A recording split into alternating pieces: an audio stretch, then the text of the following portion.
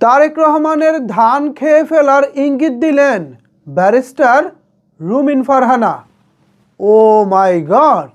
এবার বিএনপির দলীয় প্রতীক ধান খেয়ে ফেলার ইঙ্গিত দিলেন রুমিন ফারহানা। কিভাবে এবং কেন রুমিন ফারহানা এরকম ইঙ্গিত দিলেন বিস্তারিত আলোচনা করব আজকের এই ভিডিওতে। আপনাদের সাথে রয়েছি আমি ওয়াসিম। ভিউয়ার্স, আপনারা নিশ্চয়ই জানেন ব্যারিস্টার রুমিন ফারহানা দীর্ঘদিন বিএনপির রাজনীতির সাথে জড়িত ছিলেন।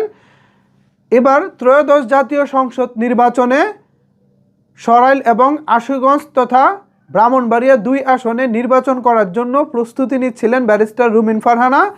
তিনি প্রত্যাশা করেছিলেন দলীয়ভাবে তিনি মনোনয়ন পাবেন, কিন্তু যখন দলীয় মনোনয়নের তালিকাটা প্রকাশ করা হলো সেখানে আমরা দেখলাম ব্যারিস্টার রুমিন ফারহানার নাম নেই।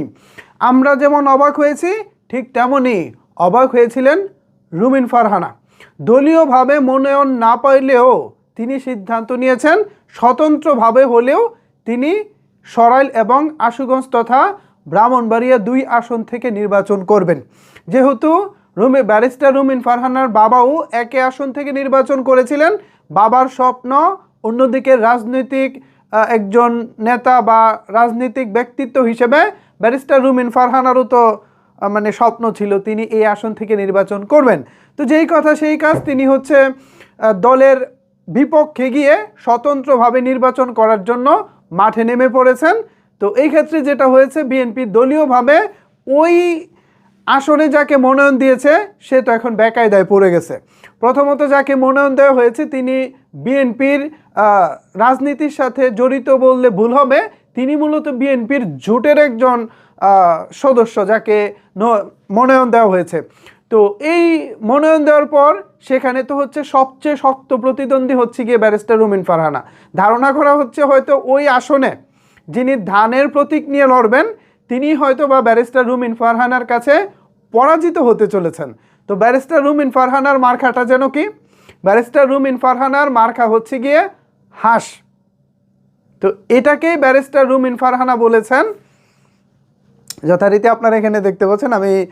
এখানে তিনি বলেছেন যে আমার হাঁস আমার চাষ করা ধানই খাবে, আমার হাঁস আমার চাষ করা ধানই খাবে।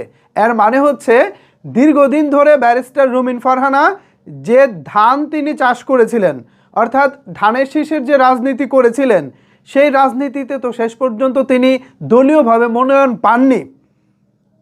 তিনি যে ধানটা বুনেছিলেন, যে ধান তিনি চাষ করেছিলেন, সেই ধানটা তো তিনি শেষ পর্যন্ত ঘরে তুলতে পারেননি। স্বতন্ত্রভাবে নির্বাচন করার ফলে তিনি তার নির্বাচনী মার্কা অর্থাৎ প্রতীক হিসেবে পেয়েছেন হাঁস মার্কা। এখন সেই হাঁস দিয়ে তিনি খেতে চাচ্ছেন তারেক রহমানের ধান। আদৌ কি সেটা সম্ভব হবে? আমার কেন জানি মনে হচ্ছে এটার সম্ভাবনা হওয়ার অনেকটাই সুযোগ রয়েছে। সরাইল আশুগঞ্জবাসী ব্যারিস্টার রুমিন ফারহানার প্রতি যে জনমত দেখাচ্ছেন এবং ব্যারিস্টার রুমিন ফারহানার যে পপুলারিটি, যে জনপ্রিয়তা, তার সব কিছু মিলিয়ে আমার কেন জানি মনে হচ্ছে ব্যারিস্টার রুমিন ফারহানা হয়তো এবারের যাত্রায় তিনি স্বতন্ত্রভাবেই নির্বাচিত হতে চলেছেন। তো সব কিছু মিলিয়ে যদি নির্বাচিত তিনি হয়ে যান তাহলে কিন্তু তার হাঁস আলটিমেটলি ধান খেলো। তো এটাকেই তিনি বোঝাচ্ছেন যে আমার হাঁস আমার চাষ করা ধানই খাবে। এ বাস্তবতা। এখন কি মনে হয় ভিউয়ার্স, আসলেই কি রুমিন ফারহানা তারেক রহমানের চাষ করা ধান খেতে পারবেন, নাকি সেখানে ধান বিজয়ী হবে?